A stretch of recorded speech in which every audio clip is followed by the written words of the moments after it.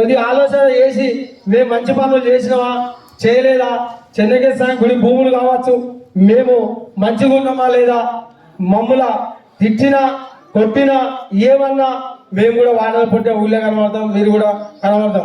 కొద్దిగా మా మనసులో ఒప్పించే మాటలు మీరు మమ్మల్ని అనొద్దని, మిమ్మల్ని అంటే మా పాలకవర్గం తరఫున కావచ్చు, మా ఉప సర్పంచ్ తరఫున కావచ్చు, సెక్రటరీ కావచ్చు, మా సిబ్బంది కావచ్చు, నేను కావచ్చు, మళ్ళొక్కసారి రిక్వెస్ట్ చేస్తున్నా, ఎవరిని ఏమన్నా ఏ ఇబ్బంది పెట్టినా మీ పెద్ద మనసుతోటి క్షమించాలని కోరుకుంటున్నా. ఇక ఉపాధికి సంబంధిస్తే పద్మార్చన తర్వాత మరి హరితారంలో భాగంగా ఇప్పుడు మాకు వాషన్ వాళ్ళు 16 మంది ఉన్నారు.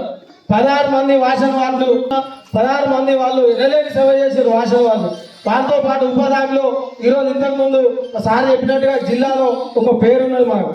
దాంతో పాటు ఎందుకంటే కుల సంఘాల అధ్యక్షులతో పాటు గ్రామంలో ఉన్న రావులసీలు కావచ్చు, కోయిరాలు కావచ్చు, కిరణ్ కావచ్చు, ఫోటోసీలు కావచ్చు, ఆర్ఎంపీ డాక్టర్లు కావచ్చు, దొర కావచ్చు, దశరథ కావచ్చు, మహమ్మద్ బాబా, తిరుపతి అన్న, వీళ్ళందరూ ఊళ్ళో బొడ్డురాయి పెట్టడానికి మీరు ఏదైనా ఏదైతే చేయాలంటే గుండె అయితే కావచ్చు, పొద్దుగంట సంపదాన్ని కావచ్చు, పేరున ప్రతి ఒక్కరు మీరు నలుచుకుంటూ అయితే అని చెప్పి మీ ఎంకరేజ్మెంట్ ఇస్తుందారని ముందుకు పోయి పోచమ్మ గుడికి దాదాపు 30 లక్షల దాకా మేము చందాలు వసూలు చేసి బొడ్డురాయి పోచమ్మ గుడి చాలా చక్కగా పండుగ చేసుకున్నాం.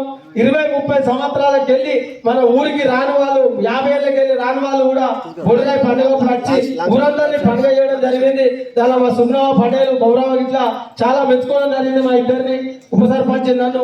అటువంటి ఎందుకంటే అటువంటి అనుభూతి ఒక పండుగ లాంటి సృష్టించడానికి కారణం మేము కాదు, పాలక వర్గంలో